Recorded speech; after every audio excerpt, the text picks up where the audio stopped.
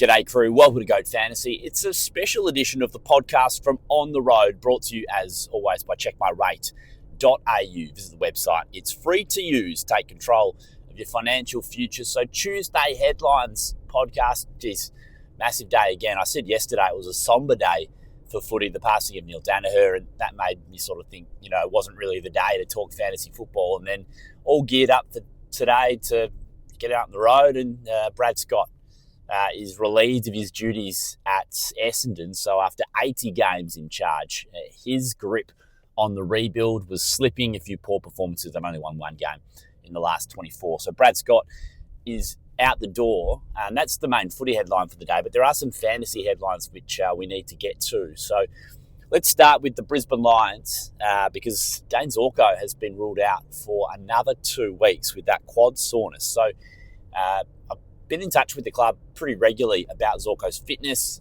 I feel like he's just such a big figure in fantasy football with the role that he plays and how freely he can score. So had the calf injury earlier in the season, only made it back for 1 or 2 weeks and then picked up some quad tightness. So missed 1 week as a late withdrawal and then another week due to soreness, and it was expected that he would return come this weekend's game against Fremantle, but has been ruled out for a further 2 weeks, so still a bit sore and needs to get a little bit more conditioning under his belt. So they're trying to set Zorko up for success.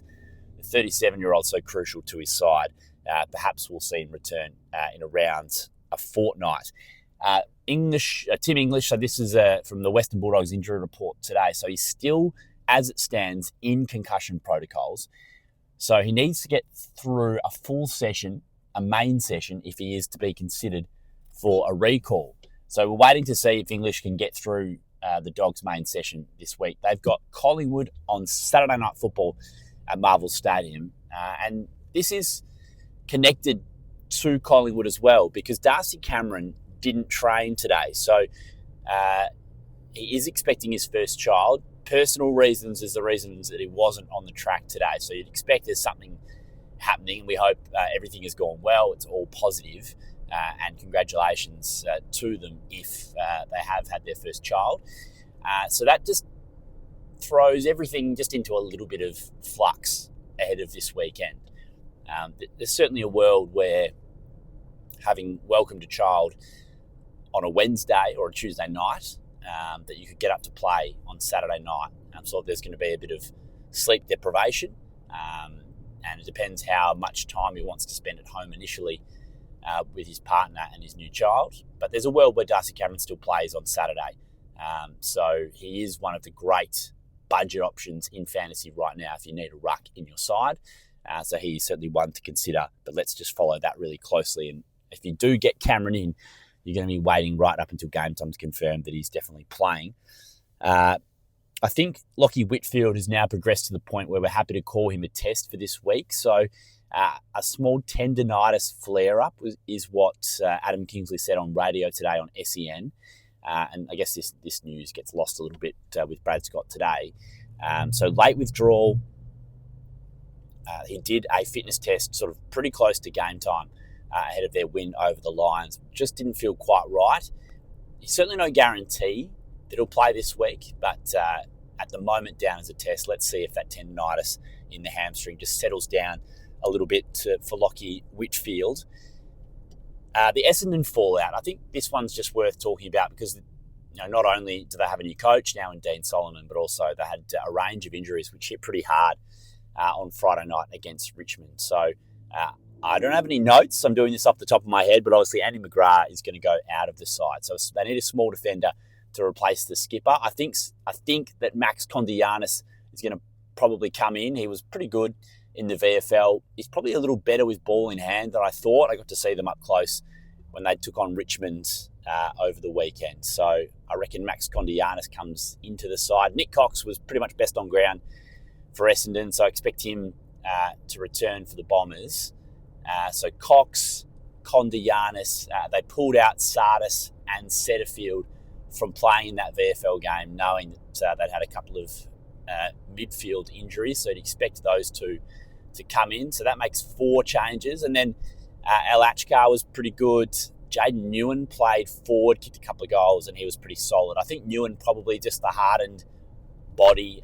Al Ashkar, he's still working on his fitness. Probably Newen more likely to come in. So there's 5 names for you if they have to make all those changes, which we expect they will. Jai Caldwell wasn't on the track today. I think that ankle is going to keep him out for at least this week, if not a little longer. So there's a bit to play out there with Essendon. Of course, Dean Solomon coming in as coach means that there could be a couple of different looks that Essendon throw up ahead of this weekend. So let's wait and see what the team looks like. They've got West Coast on Sunday night, and I think, the fact there's been a change of coach, it gets me thinking a little bit about Zach Merritt.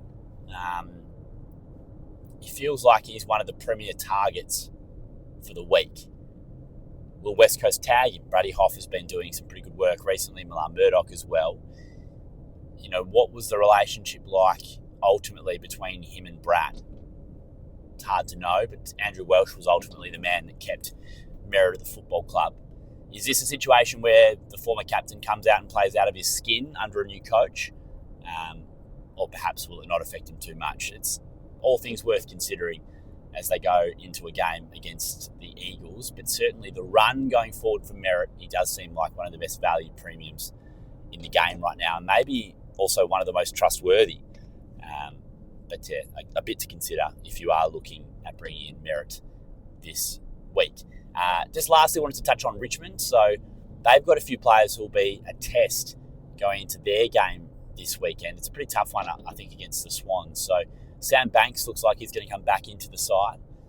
He's been missing the last 4 to 5 weeks with a collarbone injury. Morris Rioli Jr. is a test to come back in. Hugo Ralph-Smith and Dion Prestia in the same boat. So maybe a couple of those young guys might be at a little bit of risk of coming out of the side. They'll lose Jonty Fall to concussion, and Tom Lynch also goes out of the team with that larynx, I beg your pardon. But guys like Burton, like Roberts Thompson, Hayes Brown, Cumming, there's a few young guys in the team. Are they going to last this week with a few guys returning as they get towards the bye? So that's just worth considering as well. All right, there are your fantasy headlines for Tuesday. Thanks for tuning in. So this is a special kind of podcast, a bit on the fly, probably not done quite with it as much podcast craft, not as flashy, no music, no intros, just fantasy news for you in your podcast feed. So I appreciate you tuning in. We'll catch up with you soon on Go Fantasy.